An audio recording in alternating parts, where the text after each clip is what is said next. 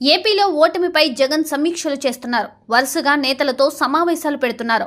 అందులో భాగంగా ఈ రోజు లోక్సభ, రాజ్యసభ సభ్యులతో రివ్యూ జరిపారు. ఈ క్రమంలో కొన్ని ఫోటోలు, వీడియోలు బయటకు విడుదల చేశారు. అయితే గతంలో అధికారంలో ఉన్నప్పుడు ఎక్కడ సమీక్షలు చేశారో ఇప్పుడు పార్టీ శ్రేణులతో అదే చోట సమావేశమయ్యారు. అది సెక్రటేరియట్ గా కనిపిస్తుంది. దీంతో అసలు ఆయన సెక్రటేరియట్ లో ఉండిపోయారా అన్న అనుమానం కలిగింది. అదే చర్చించుకోవడం ప్రారంభమైంది.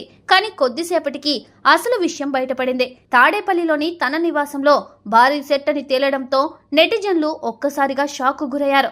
అయితే జగన్ పాలించింది ఇన్నాళ్లు సెక్రటేరియట్ కాదని, ఇంట్లోనే ఉంటూ సెక్రటేరియట్ సెట్ వేశారని సెటైర్లు ప్రారంభమయ్యాయి.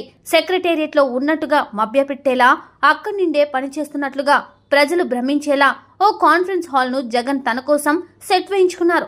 తాడేపల్లిలో తనకున్న 2 ఎకరాల ప్యాలెస్ లో క్యాంప్ ఆఫీస్ అంటూ ప్రజాధనంతో భవనం నిర్మించుకున్నారు. అందులోనే ఈ సెక్రటేరియట్ సెట్ వేయించుకున్నట్టు తెలుస్తోంది. అక్కడ ఉన్న ప్రతి ప్రాపర్టీ ప్రజాధనంతో వేయించుకున్నదే. గతంలో వైసీపీ అధికారంలోకి వచ్చిన తర్వాత వేధింపులతో టీడీపీ హయాంలో స్పీకర్ గా వ్యవహరించిన కోడెల శివప్రసాద్ ఆత్మహత్య చేసుకున్న సంగతి తెలిసిందే. గతంలో వైసీపీ అధికారంలోకి వచ్చిన తర్వాత వేధింపులతో టీడీపీ హయాంలో స్పీకర్ గా వ్యవహరించిన కోడెల శివప్రసాదరావు ఆత్మహత్య చేసుకున్న సంగతి తెలిసిందే. ప్రభుత్వ ఫర్నిచర్ ను తన సొంత అవసరాలకు వాడుకున్నారని వైసీపీ ఆరోపణలతోనే ఆయన మనస్తాపానికి గురయ్యారు. వైసీపీ వెంటాడి వేటాడి ఆయన బలవన్మరణానికి పాల్పడేలా వ్యవహరించింది.